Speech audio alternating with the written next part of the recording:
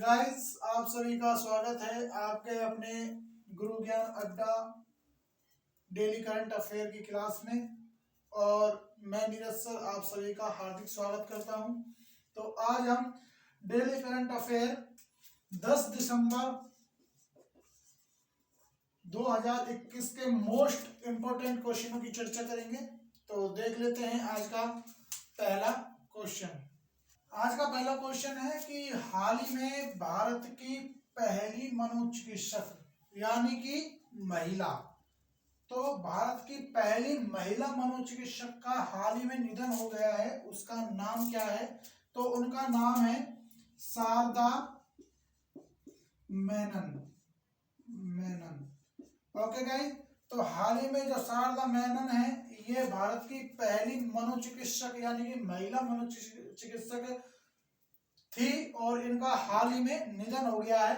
इनके बारे में एक इम्पोर्टेंट क्वेश्चन बता देता हूं कि ये जो हमारा राष्ट्रीय मनोचिकित्सक संस्था है, राष्ट्रीय मनोचिकित्सक संस्था दिल्ली की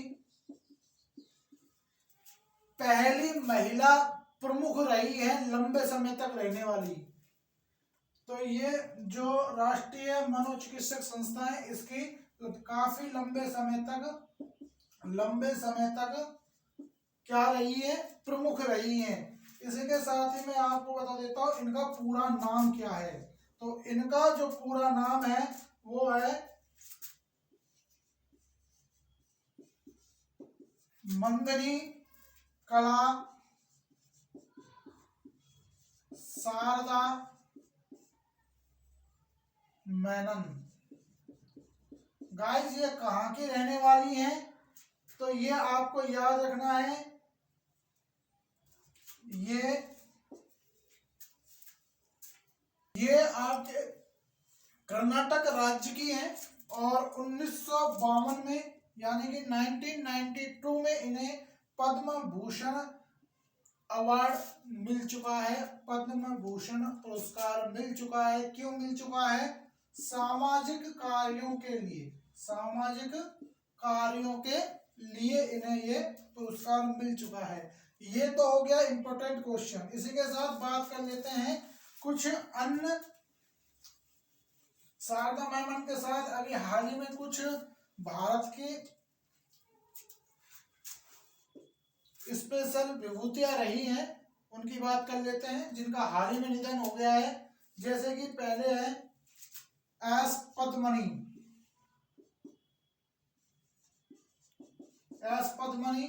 ये भारत की पहली महिला यानी कि फर्स्ट महिला आर्कियोलॉजिस्ट थी।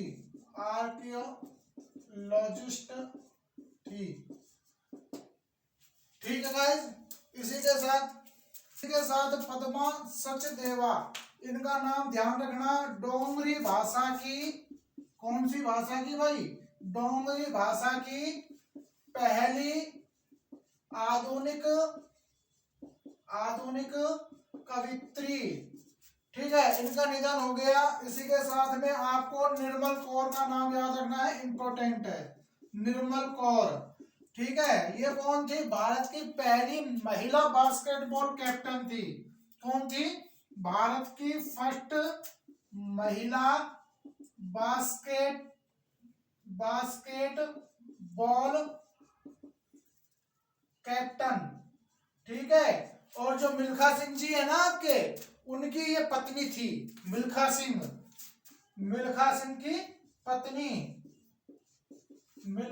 जी की पत्नी है, याद रखना है। इसी के साथ एक नाम आपको और बता देता हूं, मान कौर का नाम याद रखना निर्मल कौर से। मान कौर, ठीक है। मान कौर कौन है भाई? भारत की सबसे उम्रदराज पहली महिला साक्षर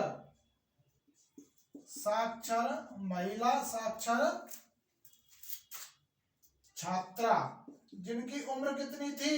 104 वर्ष। ये भारत की पहली महिला साक्षर छात्रा बनी थी। ठीक है भाई, याद रखना। इतनी उम्र वाली, पहली का मतलब है इतनी उम्र वाली। ऐसे कभी आप कह दो कि सर आप ये क्या बता रहे हो, ये तो गलत है। 104 वर्ष की उम्र में जो सबसे अधिक उम्र वाली साक्षर महिला बनी थी वो बनी थी आपकी मानकौर। इसी के साथ एक नाम बता देता हूँ, गौरी अम्मा। गौरी अम्मा का नाम याद रखना, केरल की पहली गौरी अम्मा। ये है केरल की पहली राजस्व मंत्री। कौन है भाई? राजस्व मंत्री। ठीक है, इसी के साथ अगले क्वेश्चन की चर्चा कर लेते हैं। हाल ही में अगला क्वेश्चन है कि हाल ही में गाम्बिया के राष्ट्रपति कौन बने हैं? तो राष्ट्रपति कौन बने हैं भाई? अडामा बैरी। याद रखना, लगातार दूसरे कार्यकाल के लिए चुने गए हैं। ठीक है, लगातार दूसरे कार्यकाल के लिए बने हैं भाई। ठीक है, तो अभी हाल ही में गाम्बिया के जो राष्ट्रपति हैं अडामा बैरो, वो लगातार दूसरे कार्यकाल के लिए राष्ट्रपति पद पर चुने गए हैं। किसकी बात हो रही है भाई? गाम्बिया की। ठीक है, किसकी बात हो रही है? गाम्बिया की। गाम्बिया जो आपका है वो एक अफ्रीकी देश है और बंजूर यहाँ की क्या है? अफ्रीकी देश है। और बंजूर यहाँ की राजधानी है। ठीक है, यहाँ की मुद्रा की बात करें तो डलासी यहाँ की मुद्रा है।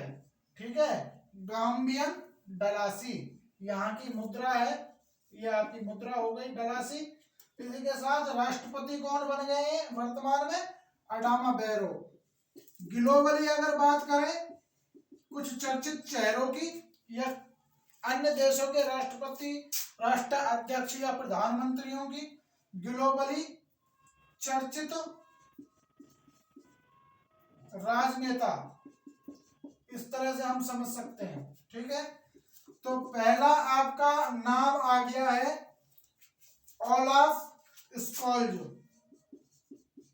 ओलाफ स्कोल्ज ये आपके हाल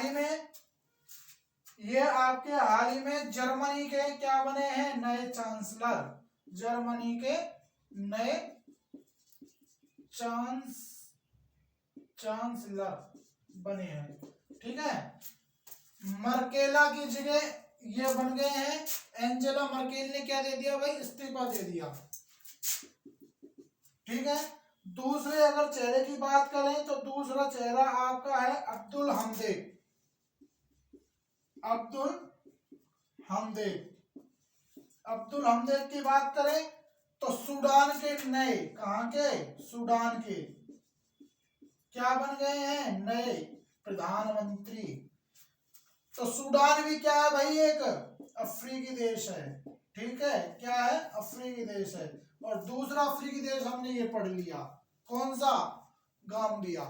दो क्वेश्चन अफ्रीकी देशों से हो गए, एक जर्मनी के चांसलर हो गए नए ओलाफ स्कोल्ज और अब्दुल हमदेक सूडान के। ठीक है भाई, याद रखना। गाम्बिया के बारे में दोबारा देख लो, गाम्बिया की राजधानी बंजूर, अफ्रीकी देश है, गाम्बियन डलासी यहाँ की मुद्रा है। अगले क्वेश्चन की बात करते हैं। अगला क्वेश्चन है कि हाल ही में the Midway battle Modi's roller coaster second term नामक पुस्तक किसने लिखी है? तो गौतम चिंतामणि ने ये लिखी है भाई। इसका सही आंसर क्या हो जाएगा? गौतम चिंतामणि। ठीक है, गौतम चिंतामणि इस किताब के राइटर हैं।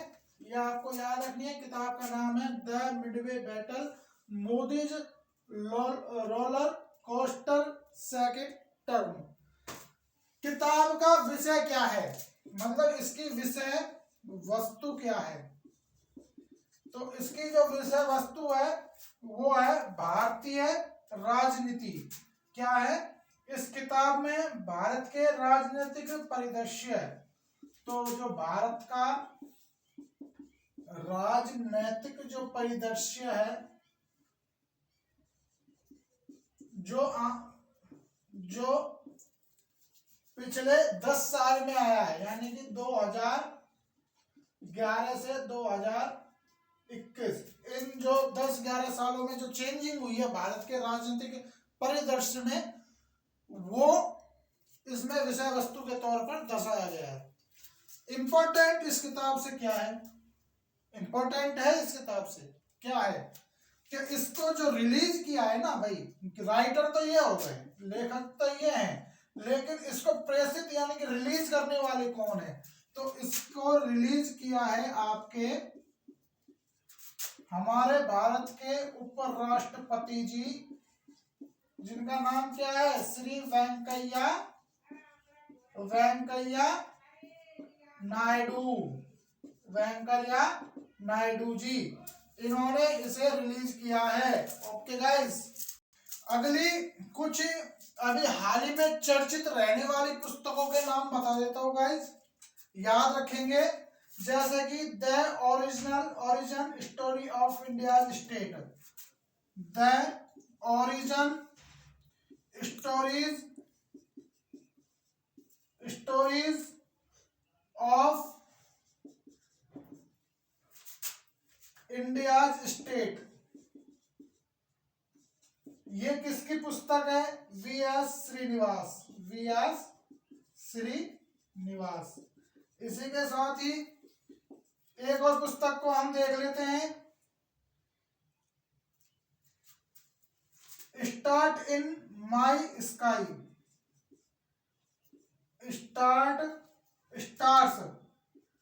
स्टार्स इन माई स्काई, इसके जो लेखक हैं वो हैं दिव्या दत्ता। ठीक है भाई, ये कुछ इंपॉर्टेंट इसके अलावा किताबें रहेंगी जो आपको याद रखनी है। अगले क्वेश्चन पर चलते हैं। अगला क्वेश्चन है कि हाल ही में किस देश की नोबेल पुरस्कार विजेता आंग सान सू की को वहां की जो अदालत है उसने 4 साल की सजा सुना दी है, तो यानी कि 4 साल की सजा हुई है। तो किस देश से है, म्यांमार से, भारत का पड़ोसी राज्य है, भारत का पड़ोसी राज्य है, याद रखेंगे। और इसी म्यांमार की अदालत ने नोबेल पुरस्कार विजेता है आंग सान सू की, इनको हाल ही में 4 साल की सजा सुना दी है। क्वेश्चन की डिटेल से चर्चा करेंगे, क्यों सुनाई है सजा, रीजन क्या है, क्यों हुई सजा, क्यों हुई। तो इन पर देश की जनता को सरकार के खिलाफ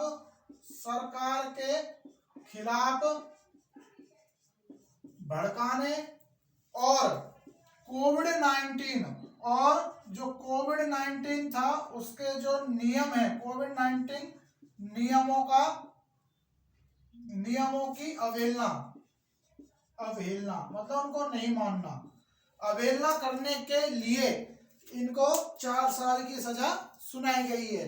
अब बात कर लेते हैं जो आंग सान सू की है, इनको ये मिला कब था नोबेल पुरस्कार, तो ये आप याद रखना 1991 को, ठीक है, 1991 को इनको नोबेल पुरस्कार दिया गया था। ठीक है भाई, और पद्म भूषण पढ़ा था 1992, अभी हमने पद्म भूषण भी पढ़ा था पहले क्वेश्चन में। ठीक है, यानी कि शारदा मेमन, ये भी याद रखना, शारदा मेमन। तो 1991 में इनको नोबेल पुरस्कार दिया गया। बाकी म्यांमार की बात कर लेते हैं। म्यांमार की राजधानी क्या है,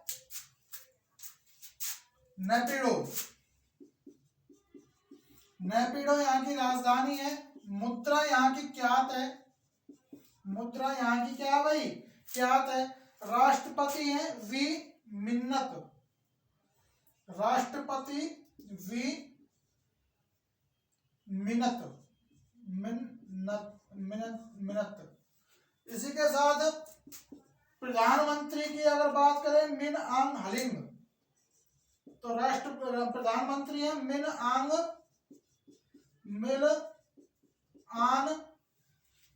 हलिंग। तो भाई ये आपका म्यांमार हो गया। इसी के नाम एक चीज याद रखना, थुयांट, थुयांट, ये थुयांट कौन है भाई? इंपॉर्टेंट क्वेश्चन रहेगा, स्टैटिक जीके का है, कवर करके पढ़ा रहा हूं क्योंकि महामारी की बात चल रही है। संयुक्त राष्ट्र संघ के पहले एशियाई अध्यक्ष थे भाई, पहले एशियाई अध्यक्ष थे, यानी कि यूनाइटेड नेशन ऑर्गेनाइजेशन के पहले एशियाई प्रेसिडेंट कौन थे? थूठान, जो कहां से थे? म्यांमार से। याद रखेंगे। इम्बैक्स, ये एक एक्सरसाइज है भाई, जो किस किस के बीच में होती है? युद्ध अभ्यास है, भारत और म्यांमार, इन दोनों के देशों के बीच में ये आपकी एक्सरसाइज युद्ध अभ्यास होता है। अगले क्वेश्चन पर चलते हैं। अगला क्वेश्चन है भाई, हाल ही में सेंट फ्रांसिस जेवियर उत्सव किस राज्य में मनाया गया? तो देखिए भाई, हाल ही में सेंट फ्रांसिस जेवियर उत्सव आपका गोवा राज्य में मनाया गया। कहाँ मनाया गया? गोवा राज्य में। ठीक है भाई, हाल ही में सेंट फ्रांसिस जेवियर उत्सव 2021 किस राज्य में मनाया गया? तो भाई ये गोवा में मनाया गया है 2021 का सेंट फ्रांसिस जेवियर उत्सव। ठीक है, आपको बता देते हैं सेंट फ्रांसिस जेवियर कौन है। तो देखिए, लॉर्ड ऑफ गोवा के नाम से इन्हें जाना जाता है। लॉर्ड ऑफ गोवा यानी कि गोवा के भगवान के नाम से सेंट फ्रांसिस जेवियर को जाना जाता है। ईसाई धर्म के प्रसार और प्रसार के लिए ये 1542 में इंडिया आए थे भाई, याद रखना, और फिर इंडिया में ही बस गए। इंडिया आए थे ईसाई धर्म का प्रचार और प्रसार करने, लेकिन ये उसके साथ साथ इंडिया में बस गए। 1542 में ये इंडिया आए थे। गोवा की बात हो रही है तो गोवा के और टॉपिक देख लेते हैं, स्टैटिक जीके का पोर्शन। राजधानी पणजी है, मांडवी नदी के किनारे पर यह बसा हुआ है। कौन सी? मांडवी नदी। भाई गोवा का जो सबसे बड़ा शहर है वो है वास्को डी गामा। कौन सा शहर है? वास्को डी गामा सबसे बड़ा शहर है गोवा का। स्थापना हुई थी 30 मई 1987, यानी कि 30 मई 1987। प्रधान मुख्यमंत्री प्रमोद सावंत है वर्तमान में, और राज्यपाल है श्रीधरन पिल्लई, और जो यहाँ के मुख्य चीफ जस्टिस है वो है दीपांकर दत्ता। मुंबई हाई कोर्ट की जो खंडपीठ है वो लगती है आपकी यहाँ पर। किसकी भाई? मुंबई हाई कोर्ट जो है वो लगता है आपका खंडपीठ। कौन सी हो गई आपकी? पणजी। पणजी इसकी खंडपीठ है। ठीक है भाई, इसके डिस्ट्रिक्ट कितने हैं भाई? यहाँ के जिले, गोवा में जिले 2 हैं, याद रखना। विधानसभा की भाई आपकी 60 सीटें हैं यहाँ पे, याद रखना। लोकसभा की 2 सीटें हैं, लोकसभा की 2 सीटें हैं, और राज्यसभा की 1 सीट है। ठीक है भाई, ये इसका हिस्ट्री हो गई। मनोहर पारिकर का नाम याद रखना भाई, गोवा के पूर्व मुख्यमंत्री थे। और जब 2014 में मोदी सरकार आई थी तो उस 2014 की मोदी सरकार में मनोहर पारिकर देश के केंद्रीय रक्षा मंत्री रहे थे। बाद में हार्ट अटैक से इनकी मृत्यु हो गई। उसके बाद में कौन बन गए रक्षा मंत्री हमारे? बताइए। राजनाथ सिंह, राजनाथ सिंह। ठीक है भाई, इनका लोकसभा क्षेत्र कौन सा है? लखनऊ। लोकसभा क्षेत्र कौन सा है भाई? लखनऊ। 19 दिसंबर 1961 यानी कि 19 दिसंबर 1961 को पुर्तगालियों से आजाद हुआ था आपका कौन है? गोवा। ठीक है भाई, और इस जो आजादी का अभियान चला था ना गोवा में भाई, उसे बोलते हैं गोवा मुक्ति आंदोलन। ठीक है, इसके अलावा चर्चित अन्य महोत्सवों की बात कर लेते हैं जो हाल ही में मनाए गए हैं। Indian international cherry blossom festival 2021 आपका मनाया गया है मेघालय में।